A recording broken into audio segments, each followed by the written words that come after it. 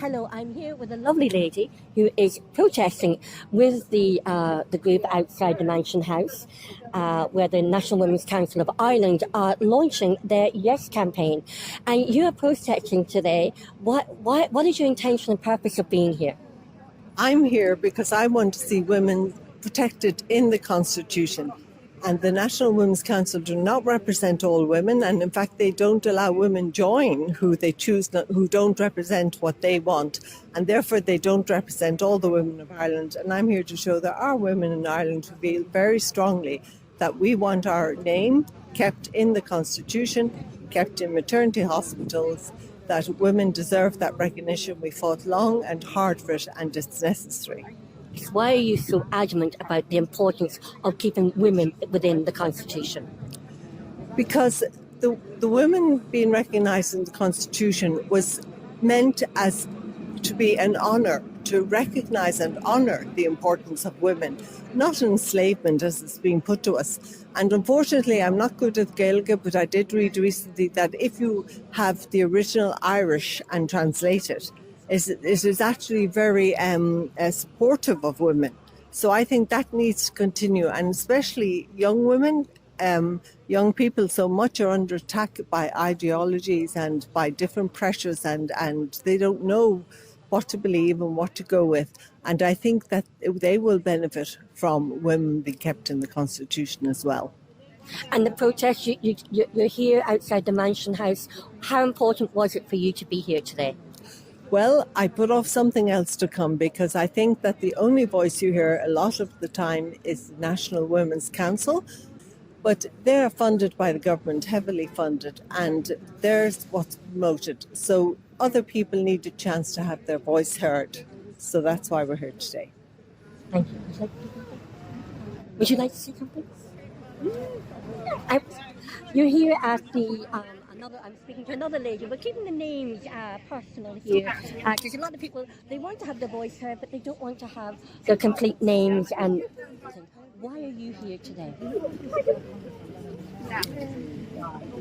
I think if we want to add in carers and men and recognise, we can add in. But we shouldn't remove women and mothers. Why?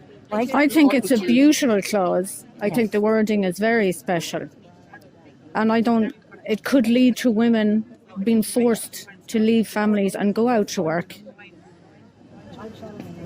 And children and changing the law, if that changes in the Constitution, that clause as it stands protects women and recognises the value of being able to be at home and raise your children and how that enriches society. I don't know any person that wishes that they had less time with their mom at home. And I don't know any mother. I find most mothers would like to be accommodated when they have children. They would like to maybe go part-time. It would be nice to have more options in society. And be there for your children, either in preschool or while they're at school, and be there when they come home from school is really important. And if they're having a sick day as well. I mean, it doesn't make any sense. No, it doesn't. It's just... And did you travel far today to come here? I came from Galway. Wow, so you travelled from Galway this morning? I did. This morning, I up did. on the road. Yeah. And down here. Brilliant. Thank you for making that journey. People actually don't know about it. Yes. Anyone I've spoken to doesn't actually know what's happening. They don't understand what's at stake. And it's very one-sided. We're here at the National Women's Council. They're funded. It's not fair. So they have the money to advertise this. And do the PR machine. And I don't feel they're telling the truth. And I feel that carers are being taken advantage of because there are no guarantees with these new amendments for them at all. And I think that's very cruel. I think this is cruel to women. I think it's cruel to carers. Do you believe the National Women's Council of Ireland are representing, are they who they are? They say they're on the tin, representing women of Ireland. I really don't. Whatever they started out as, I feel they've lost their way. And when we heard Roderick O'Gorman saying that NGOs, would have to explain why they wouldn't support the referendum, and that feels very authoritarian. And I feel that surely that's illegal.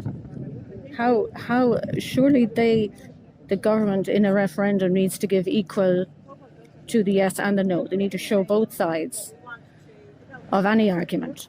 A minister of children who has no children and is a man preaching to women.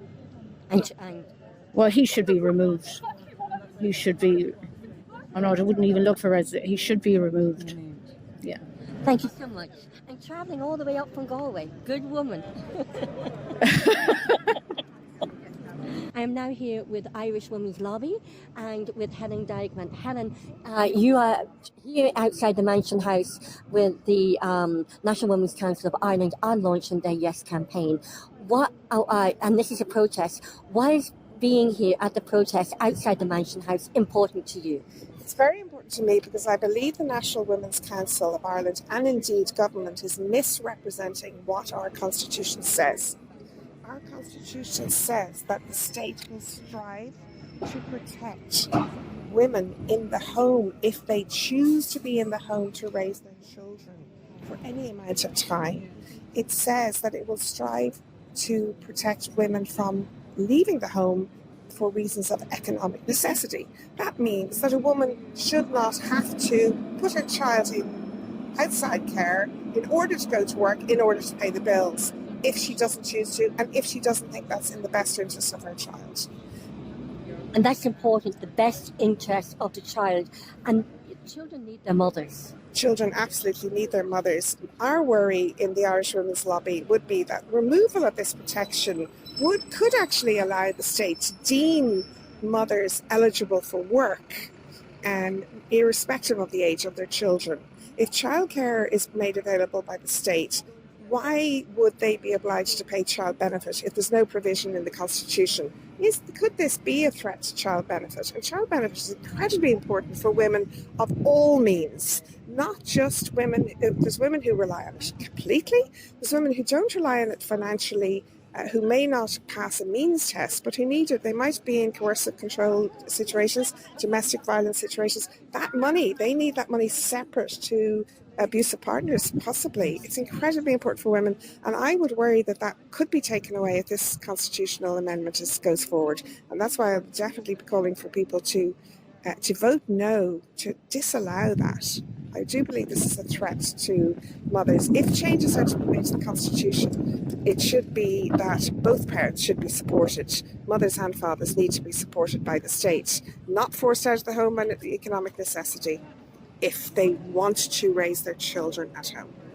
And another important issue for me, especially as a woman who was parenting alone after a divorce and separation, is an awful lot of lone parents and women parenting alone. They don't have a choice. Some of them have to be at home to look after the children. The children have no one else, especially fleeing domestic violence.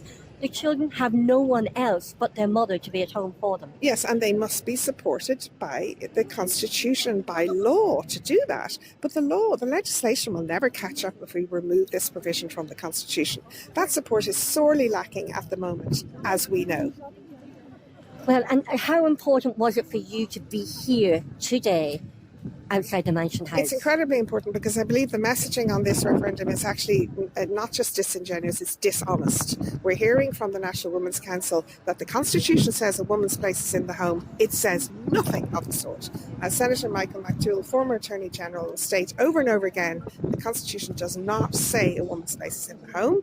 And Orla O'Connor of the National Women's Council of Ireland has said in the Irish Times that the Constitution is keeping women in the home when she is not in the home, when none of her colleagues in the National Women's Council are in the home, when none of us are in the home, when most women in the country are working outside the home. But many, many women need to be in the home for whatever reason, whether it's their own wishes or whether it's necessity, whether they're parents of vulnerable children, autistic children, or just they want to raise the children themselves. They need to be supported in that.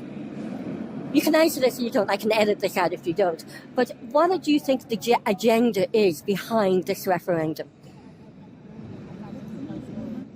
I honestly don't know. what the agenda is. One could be very cynical and say that there is obligation on the state at the moment that is a financial burden that they may want to lift in the future. Now, that's a very cynical take. What is at the heart of it, I honestly don't know. But the fact that it has been rushed through with no pre-legislative scrutiny in the Dáil, the fact that it was served up to the Seanad with only 48 hours with no room to submit amendments.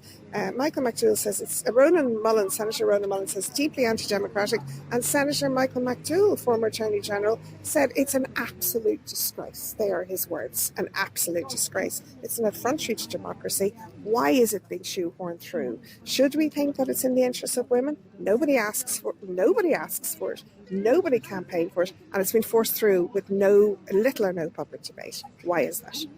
And in your opinion, the National Women's Council was set up with Frances Fitzgerald back in the 1971. I could have the dates wrong, but in the 1970s.